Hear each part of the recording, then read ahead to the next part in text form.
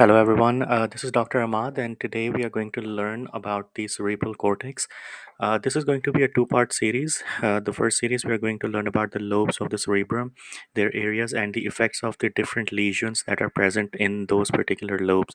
In the second part, we are going to learn about the Circle of Willis, the Saccular Aneurysm, and then we are going to learn about the anterior and posterior blood supply of the cerebral cortex. So, without further ado, let's go. So, what is a cerebral cortex? The cerebral cortex is the outer layer of the brain surface. It is located at the top of the cerebrum and it carries out the essential functions of the brain like memory, thinking, learning, reasoning, etc.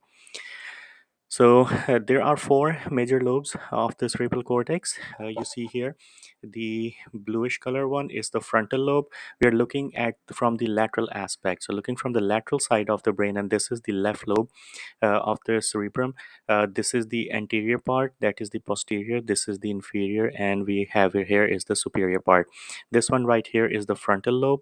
We have the parietal lobe, occipital lobe, and the temporal lobe. These are the four different lobes of the cerebral cortex. So all these lobes are actually divided by a sulcus. Now, what is a sulcus? It is a shallow furrow on the surface of the brain which is separating the adjacent convolutions. The convolutions mean the cerebral cortex. So looking from the lateral aspect, the cerebral cortex has three sulci. The first one is the central one. The central sulcus separates the frontal lobe from the parietal lobe. The second one is the parieto-occipital sulcus, which separate the occipital lobe from the parietal lobe and the temporal lobe. And the third one is the lateral sulcus or fissure, which separates the temporal lobe from the frontal lobe and the parietal lobe. So looking again from the lateral aspect of the cerebral cortex, you see this is the frontal lobe, parietal lobe, occipital lobe, and the temporal lobe. This one right here is the central sulcus. This is the lateral fissure. The central sulcus separates the frontal lobe and the parietal lobe. We have the parieto-occipital sulcus that separates the parietal lobe from the occipital lobe, and then we have the the lateral fissure, which is separating the temporal and the parietal lobe. So let's start with each of the lobe. The very first one is the frontal lobe. There are different parts of the frontal lobe. So frontal lobe is like anterior to the central sulcus. So this has one area called the primary motor cortex. The primary motor cortex is associated with the gyrus, which is immediately anterior to the central sulcus, called the precentral gyrus. So there is another thing that is present here is called the homunculus. The homunculus, it is a Latin for the little man, and in neurology it is described as the map of the brain which connects each part of the body. Here it is representing the density of the upper motor neuron and the control of the muscles of the body. One more thing that you have to remember about the primary motor cortex, that it is contralateral motor control. So the frontal lobe is mostly associated with the motor response. The parietal lobe is going to be associated with the sensory response. So when it comes down to the frontal lobe, it is contralateral motor control. That means that the motor neurons of one side will control the muscles of the opposite side. So for example, the left will control the muscles of the right side. And what will happen if there is any lesions over there? So it will cause the contralateral paralysis or paresis, and you can see the Babinski response over there. So you see this right here, this line is a central sulcus, the gyrus that is like immediately anterior to that central sulcus. I mean, if you look at this is the frontal lobe, this is called the primary motor cortex. So when we are looking from the aspect of the homunculus, you see, if you look at from the anterior side, from the anterior level, you see the top and the bottom, that means the superior part and the inferior part. The homunculus that is present here is basically this one right here is the motor homunculus. So you see that it starts from here, from the medial aspect of the cerebrum, and it has the legs, the feet, then you see all the legs up. This is the trunk, and then you see the head, the top, then you see the upper limb with the hand, and then you see the part of the face, teeth, and then it ends with the larynx. So it has all the homunculus. So everything that is associated with the motor response, you will see in this part. The next area of the frontal lobe is the premotor cortex. So it lies further anterior to the primary motor cortex, and it's a small area which is essential for the programming of the motor events, and these neurons activate prior to the primary motor neurons. The lesion here will cause apraxia, which is the motor speech disorder.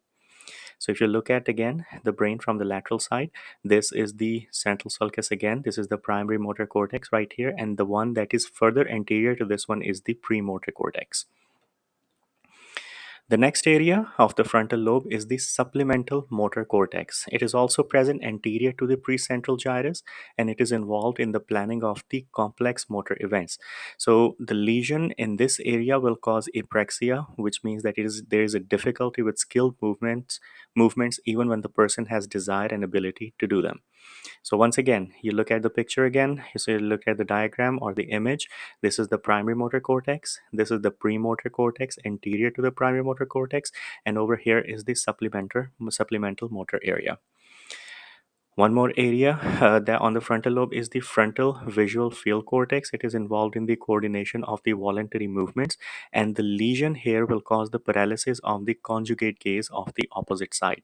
So once again, central sulcus right here, and then you have the precentral sulcus which goes over here, and you have the frontal visual field cortex. Another area on the frontal lobe is called the Broca's area, and it is involved in the word production.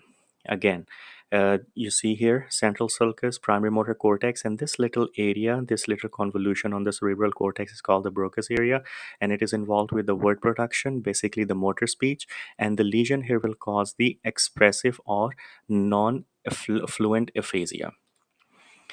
Then the final portion of the frontal lobe is the prefrontal cortex. So this is the area of the cerebrum, and it requires some degree of maturity to become fully functional and is associated with the executive functions.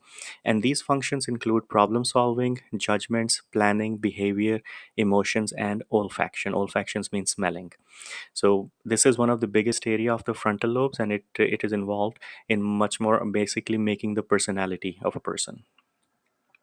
The second area of the cerebral cortex that we are going to talk about is the parietal lobe. The parietal lobe is the second area, which is basically posterior to the frontal lobe.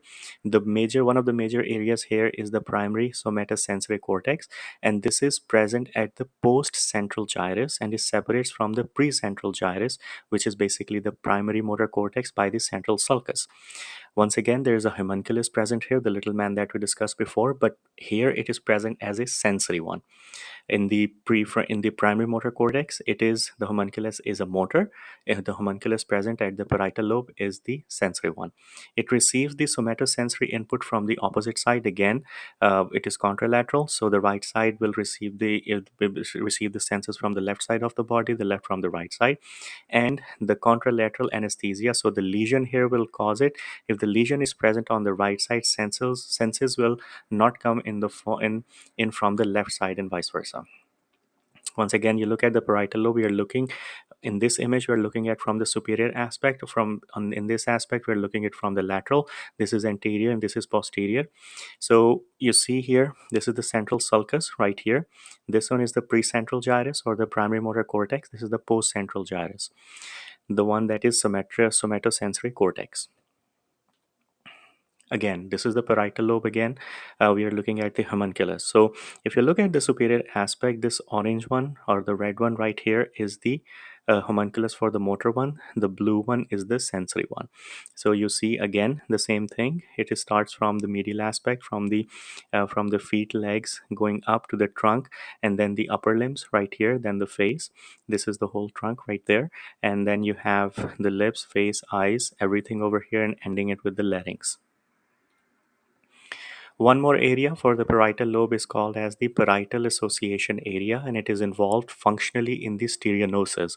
What is stereognosis? Stereognosis is the ability to identify the shape and form of the three-dimensional objects, and therefore its identity with tactile manipulation of that objects in the absence of the visual and auditory stimuli.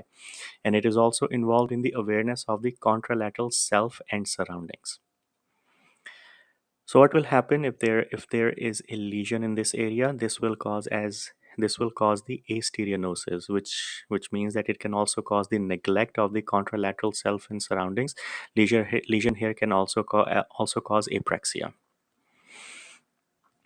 The third lobe that we're going to discuss is the occipital lobe. It is present mostly, it is present in the posterior aspect of the cerebrum, and the primary area here is the primary visual cortex, and it is associated with vision and perception of it. So the lesion here will cause the contralateral homonymous hemianopsia. Another area that is associated with the occipital lobe is the visual association cortex. It is related to the processing of the various inputs visually, including motion, depth, and spatial relationship. And the lesion here will cause the bilateral lesions, will cause the loss of color and the loss of the spatial relationships. So you cannot see the depths, the three-dimensional areas. So you cannot visualize that. The next one is the temporal lobe. There is the primary auditory cortex present on the lateral side. It is involved in the audition or hearing, and the lesion here lesion. What will cause it? It will cause a unilateral lesion. Will cause the difficulty in localizing sound from opposite sound output. It will also cause the subtle loss of hearing. Another area for the temporal lobe is the middle and inferior temporal gyri, which is also present laterally. So you see here the middle temporal gyrus and the inferior temporal gyrus. They are involved in the long-term memory, and the bilateral lesion will produce memory impairment of the past events. Another area which is present medially on the temporal lobe is called the parahippocampus gyrus, and it is involved in the recent memory. The bilateral lesions will cause the anterograde amnesia. One more area for the temporal lobe is called uncus, and it is involved in the olfaction or smell. And the lesion here, it will cause the anosmia, which is the inability to smell. One more area which is present in the temporal lobe is the occipital temporal medial gyrus. So this is also present medially. This area of the temporal lobe is essential for the face recognition, and it allows us to remember the faces that we interacted with. So what will the lesion cause? If the lesion is present in the occipital temporal medial gyrus, it will cause the face blindness. So the patient that is affected by it will keep forgetting the faces, and it will be like meeting the same person over and over again. Another area which is very important in the temporal lobe is called the Wernicke's area, which is present laterally on the temporal lobe, and it makes comprehension of languages allowable. So it allows us to make sense of what we hear and what we read. A lesion here will cause the receptive or fluent aphasia. It will damage or inhibit the patient's ability to comprehend language. Patient will have motor control, but the words will be mixed and will not make any sense to you. So this is our final slide. So please check the second part of this subject for the cerebral cortex. We will discuss all these motor areas or sensory areas that we have discussed in all the lobes in much more greater details in upcoming videos. So in the second video of the cerebral cortex, we are going to discuss upon the Circle of Willis, the saccular aneurysm, the anterior and posterior arteries of the cerebral cortex, including the middle cerebral arteries. Thank you so much, and I'll see you soon.